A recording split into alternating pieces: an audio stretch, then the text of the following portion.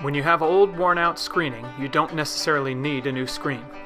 In this video, I'll show you how to make an old screen look like new again by replacing the screening. Using just these hand tools and a nail gun, you'll be able to get the job done no problem. You see, one of my screens was all stretched and torn for, well, 3 very simple reasons. Here they are. My kids. So it was time to replace it and give this screen a new lease on life. The first thing you need to do is remove the screen molding by prying it off with a 5-in-1. It's usually held on by a couple of 18-gauge nails or small tacks, and removal isn't too difficult.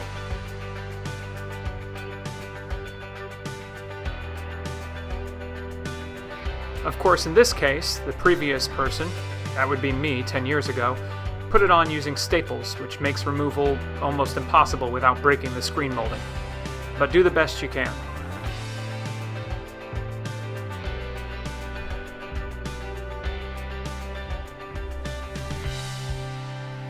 Once you have the molding off, you can see that the screen is just held onto the wood frame with a couple of staples. You can then tear the screening off,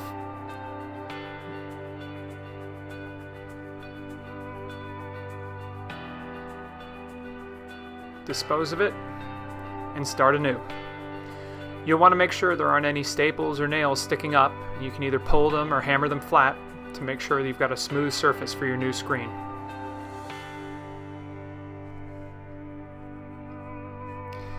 These staples were a real pain.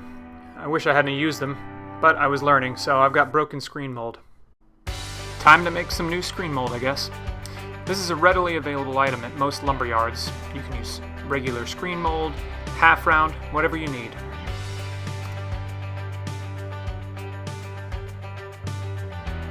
It's best to paint it up before you put it on so that you don't get paint on the screen itself. Then you need to choose what kind of screening you're going to use. You can use standard fiberglass insect screening, which is cheap and easy to use. You could upgrade to something like PET screening or solar screening, which is much more resilient and would really hold those children at bay. Or you could go very high-end with something like bronze screening, which is just beautiful.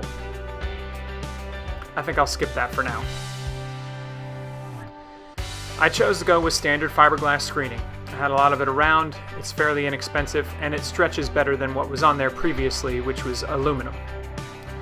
You want to go around the perimeter, stapling it on every inch or so you pull it tight as you staple, getting a nice tight screen. Work it all the way down slowly but surely so that you don't get any puckers or bubbles in it. Then hammer all the staples flush. I've cut my new screen mold to match the old, and now I've got it lined up and put it in position. While the screening was off, it's never a bad idea to give the whole screen frame a fresh coat of paint. Looks good. Get nice tight miters and nail these in with some 3/4 inch 18-gauge nails.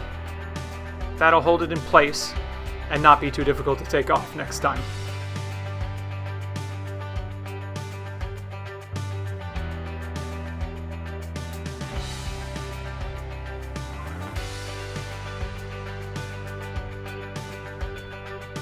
Once you've got all your screen mold back on, come through with a razor knife and trim off the excess screening.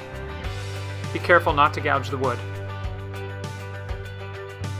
You can fill the nail holes with a simple wood filler. I'm using painter's putty here. Sand it smooth, touch it up with a little paint, and you're good to go. Rescreening is a lot simpler than building a new screen, and much cheaper. Next time, think about replacing the screening instead of replacing the whole screen. If you like this video, then hit the subscribe button in the middle of the screen. And if you didn't, well, leave an angry comment below and troll me relentlessly. This is YouTube. If you want more content to help you fix up your old house, visit my website, thecraftsmanblog.com, where we've got hundreds of tutorials just like this, specifically for old house owners. Till next time.